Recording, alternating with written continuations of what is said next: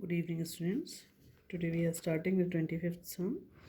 In this sum, we have given the total money as 5100 and the relation between A, B and C are given.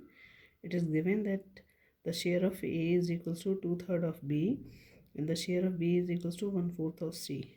So we can write the relation between A and B as 3A is equals to 2B by multiplying the 3 in left hand side, and the relation between B and C we can write it as 4B is equals to C. Now we have to make the coefficient of B same, so I'm multiplying this relation by 2, so we get 6A is equals to 4B.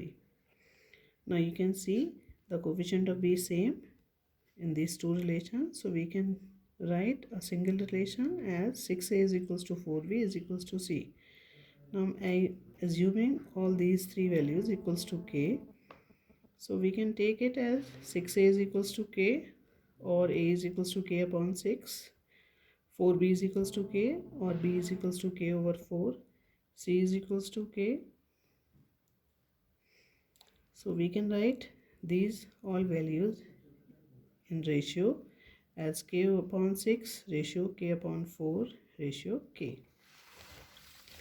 K is common in all the three ratios, so we can write it as 1 upon 6 ratio 1 upon 4 ratio 1. Now these all values are in fraction, so multiplying the values by the LCM of the denominators, so we multiplying 1 upon 6 into 12 ratio 1 upon 4 into 12 ratio 1 into 12, so we get 2 is to 3 is to 12. Now you can see here I am finding sum of ratio.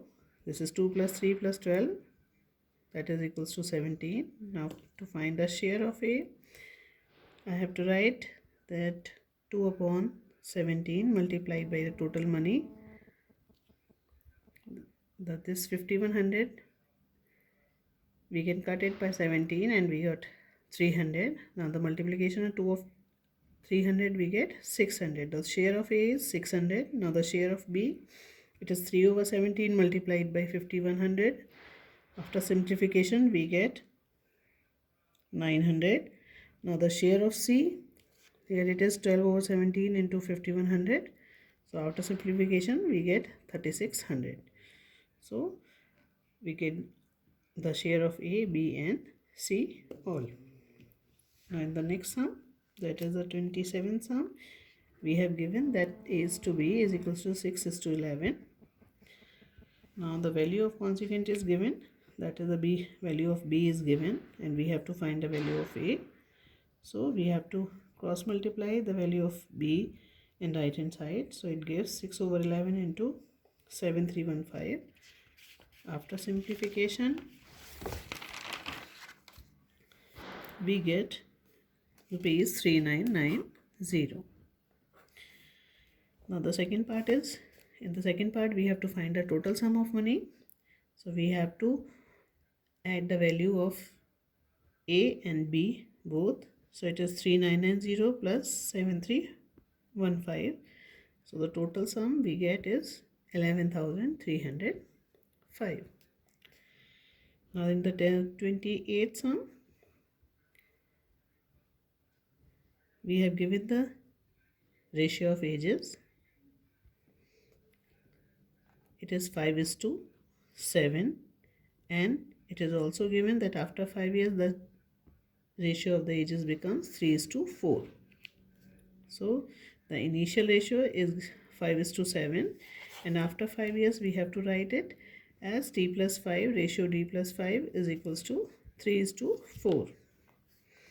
We can write it in fraction form.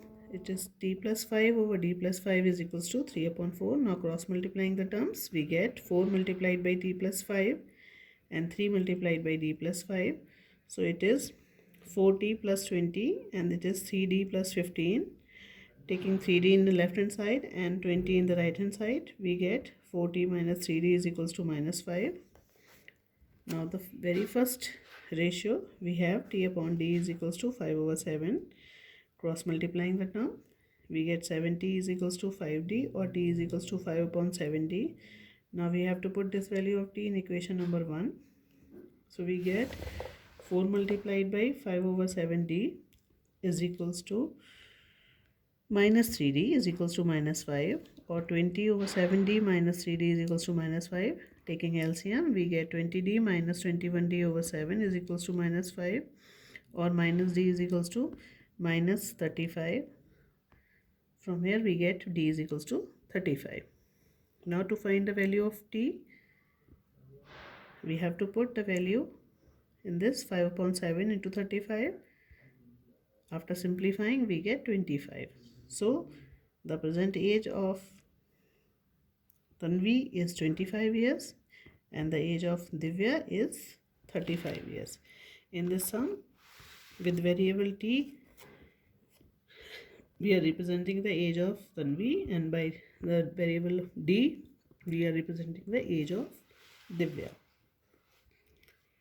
Now the 37th sum. In this sum, we have to compare the two ratios. We have given 7:9 and 11:16. For two ratios, we have the formula. Here we are finding the product of extremes and product of means. So A into D we get 112, and the product of B and C we get 99. So you can see that A into D is greater than B into C. So it means first ratio is greater than the second one.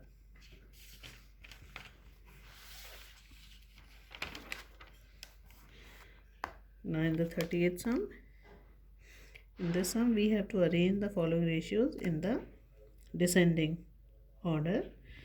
So we have given 4 ratios. So we have to write all these ratios in the fraction form, and then we have to convert these values in the decimal form. Then we have to compare which one is greater or which one is smaller.